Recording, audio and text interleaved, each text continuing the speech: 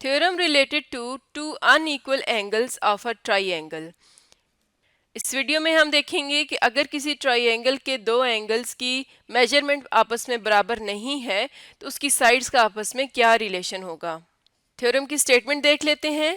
If two angles of a triangle are unequal in measure, यानी किसी triangle के अगर दो एंगल्स आपस में मेजरमेंट में बराबर नहीं हैं, the side opposite to the greater angle is longer, यानी कि जो ग्रेटर एंगल है उसके सामने वाली जो साइड है वो लेंथ में ज़्यादा होगी, longer than the side opposite to the smaller angle, smaller angle के सामने वाली साइड से। तो ये जो थ्योरम है, ये जो स्टेटमेंट हमने देखी है, ये कन्वर्स थ्योरम है। इसका मेन थ्योरम भी देख लेते हैं। थ्योरम की स्टेटमेंट है, if two sides of a triangle are unequal in length, यानी कि किसी ट्राइंगल की दो साइड्स आपस में लेंथ में बराबर नहीं है, the longer side has an angle of greater measure opposite to it, तो जो लॉन्गर साइड होगी उसका एंगल मेजरमेंट में ग्रेटर होगा। तो ये मेन थ्योरम था। जबकि इसके कन्वर्स में हमने ये प्रूव करना है कि अब एंगल्स आपस में लेंथ में बराबर नहीं है, तो जो ग्रेटर एंगल होगा उसके सामने वाली साइड दूसरी साइड से लेंथ में ज़्यादा होगी। तो इसका मतलब है कि अगर हम स्टेटमेंट को देखें तो हमें यहाँ पर एक ट्राइंगल चाहिए। एक ट्राइंगल ड्रॉ कर लेते हैं इस तरह से, और इसको नाम दे देते हैं ए, बी और सी, और इसके एंगल्स हैं एंगल ए, एंगल बी और एंगल सी। और अब स्टेटमेंट को देखते हुए हम यहाँ पर देखेंगे कि हमें गिवन क्या है, हमने प्रूफ क्या करना है, और अगर कोई कंस्ट्रक्शन करनी है तो कौन सी करनी है। तो गिवन ये है कि किसी भी ट्राइंगल के दो एंगल्स हैं जो कि मेजरमेंट में बराबर नहीं हैं। तो हम इस ट्राइंगल ए बी सी के कोई से दो एंगल्स कंसीडर कर लेते हैं। मिसाल के तौर पर हम एंगल ए और बी की बात कर रहे हैं, तो हम ये कह सकते हैं कि एंगल ए एंगल बी के इक्वल नहीं है, यानी कि ये कह सकते हैं कि एंगल ए ग्रेटर है एंगल बी से। क्योंकि हमने यहाँ पर ग्रेटर एंगल के सामने वाली साइड को कंसीडर करना है, इसलिए हम एंगल ए को कहते हैं कि वो ग्रेटर है एंगल बी से। तो हम गिवन में लिखेंगे in triangle A B C measurement of angle A is greater than measurement of angle B. तो हमने प्रूव ये करना होगा कि एंगल ए के जो सामने वाली साइड है बी सी, वो लेंथ में ज़्यादा है एंगल बी के सामने वाली साइड ए सी से।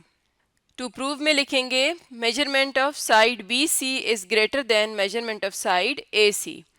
तो अब हम यहाँ पर फिलहाल कोई ज़रूरी कंस्ट्रक्शन नहीं है, तो कंस्ट्रक्शन को इसी तरह छोड़ देते हैं और यहाँ पर टेबल बनाएंगे ताकि हम इस थ्योरम को प्रूव कर सकें। तो हम इस तरह से एक टेबल बनाएंगे और इस टेबल में लेफ़्ट वाले कॉलम में स्टेटमेंट्स लिखेंगे और राइट कॉलम में स्टेटमेंट्स के सामने उनकी रीजंस लिखते जाएंगे। जो पार्ट हमें गिवन होता है उसको हम ट्रू लेकर आगे चलते हैं और वहाँ से टू प्रूव को प्रूव करते हैं। तो हमने प्रूव ये करना है कि side B C is greater than measurement of side A C.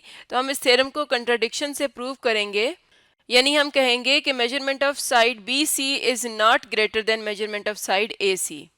तो स्टेटमेंट्स में लिखेंगे if measurement of side B C is not greater than measurement of side A C then. अब हम जानते हैं कि अगर हमें तीन नंबर्स दिए जाएं, दो नंबर्स दिए जाएं ए और बी, तो उन दोनों के दरमियान में तीन ही रिलेशंस हो सकते हैं, या तो ए और बी इक्वल होंगे, या ग्रेटर होंगे, या लेस होंगे। इसके अलावा कोई और तीसरा रिलेशन इनके दरमियान में नहीं हो सकता। इसका मतलब है कि अगर ए और बी इक्वल ग्रेटर नहीं है, यानी कि ए ग्रेटर नहीं है बी से, तो या तो वो इक्वल हो सकते हैं या ए लेस होगा बी से।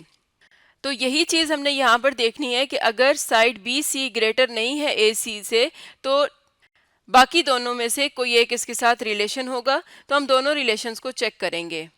तो नंबर्स की इस प्रॉपर्टी को ट्राइकॉटमी प्रॉपर्टी कहा जाता है। तो हम स्टेटमेंट्स में लिखेंगे if B C is not greater than A C then either one case होगा कि either B C is equal to side A C, या सेकंड केस होगा side B C is less than side A C.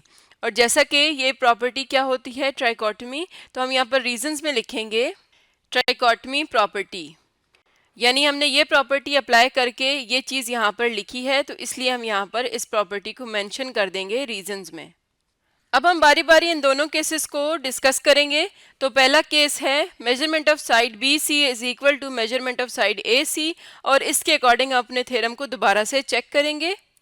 तो अगर किसी triangle में दो sides आपस में मेजरमेंट पे या लेंथ में बराबर हो जाएं तो हम जानते हैं कि उनके ऑपोजिट एंगल्स भी आपस में लेंथ में बराबर होते हैं। इसका मतलब है कि साइड बी सी और साइड ए सी अगर लेंथ में बराबर हैं तो इनके सामने वाले एंगल्स यानी एंगल बी और एंगल ए भी लेंथ में बराबर होंगे।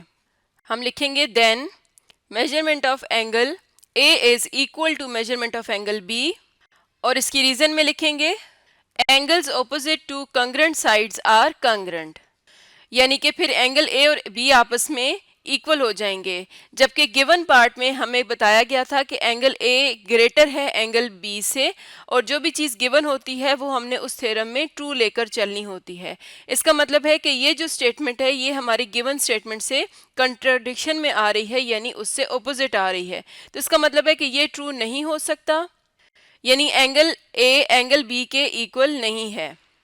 तो स्टेटमेंट्स में लिखेंगे विच इज़ नॉट पॉसिबल और इसकी रीज़न देंगे कंट्रेरी टू द गिवन। तो अगर एंगल ए एंगल बी के इक्वल नहीं है क्योंकि वो गिवन से कंट्राडिक्शन में आ रहा था, इसका मतलब है कि साइड बी सी और ए सी आपस में इक्वल नहीं है।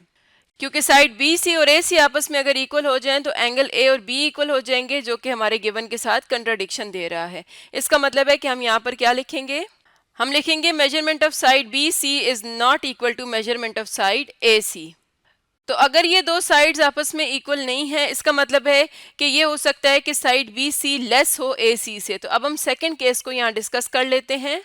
तो सेकंड केस ये है कि measurement of side B C is less than measurement of side A C. तो अगर साइड बी सी लेस हो साइड ए सी से, इसका मतलब है कि ये जो साइड ए सी है ये ग्रेटर है साइड बी सी से। तो हमने थ्योरम पढ़ा था कि अगर किसी भी ट्राइंगल की दो साइड्स लेंथ में अनइक्वल हों तो जो लॉन्गर साइड होती है उसका एंगल ग्रेटर होता है मेजरमेंट में। तो इसका मतलब है कि अगर ए सी को हम लॉन्गर कह रहे हैं तो इसके सामने वाला एंगल बी ग्रेटर होगा एंगल ए से। तो अगर हम इस चीज़ को यहाँ पर देखें तो हम स्टेटमेंट्स में लिख सकते हैं कि measurement of angle A is less than measurement of angle B, और इसकी रीजंस में हम यही थ्योरम लिखेंगे क्योंकि इसी थ्योरम के तहत हमने ये बात लिखी है। तो यहाँ रीजन में लिख देते हैं the angle opposite to longer side is greater. तो हम इस रिजल्ट तक पहुंचे हैं कि एंगल ए लेस है एंगल बी से। अब हम देखते हैं कि हमारे गिवन में क्या था। तो गिवन था कि angle A is greater than angle B. तो दोबारा से ये स्टेटमेंट हमारी गिवन स्टेटमेंट के साथ कंट्राडिक्शन में आ रही है। तो इसका मतलब है कि ये भी नहीं हो सकता कि एंगल ए एंगल बी से लेस हो। तो हम लिखेंगे which is also not possible, और इसकी रीज़न लिखेंगे कंट्रेरी टू द गिवन, यानी measurement of A is not less than measurement of angle B. तो इसका मतलब है कि साइड बी सी भी लेस नहीं होगी साइड ए सी के साथ। तो हम यहाँ पर स्टेटमेंट्स में लिखेंगे measurement of side B C is not equal to measurement of side A C. ये बात भी हमने प्रूव की है। इसके अलावा measurement of side B C is not less than measurement of side A C, ये चीज़ भी हमने प्रूव की है। तो ट्राइकोटमी प्रॉपर्टी के मुताबिक हम जानते हैं कि अगर दो नंबर्स ना इक्वल होंगे, ना उनमें से ए नंबर बी से लेस होगा, तो इसका मतलब है कि ए की पॉसिबिलिटी है कि नंबर ए बी से ग्रेटर हो। तो इसका मतलब है हम लिख सकते हैं measurement of side B C is greater than measurement of side A C, और इसकी रीज़न में लिखेंगे ट्राइकोटमी प्रॉपर्टी। और यही चीज़ थी जो हमने प्रूव करनी थी कि साइड बी सी ग्रेटर है साइड ए सी के। तो इस तरह से हमने अपने थ्योरम को प्रूव कर लिया। हमें गिवन ये था कि अगर किसी भी ट्राइंगल में एक एंगल है ए और वो ग्रेटर है किसी दूसरे एंगल बी से, तो एंगल ए के जो सामने वाली साइड है बी सी वो भी ग्रेटर होगी मेजरमेंट ऑफ एंगल बी के सामने वाली साइड ए सी से। तो इस तरह से हम अपने थ्योरम को प्रूव करते हैं। आज का हमारा टॉपिक था theorem on two unequal angles of a triangle.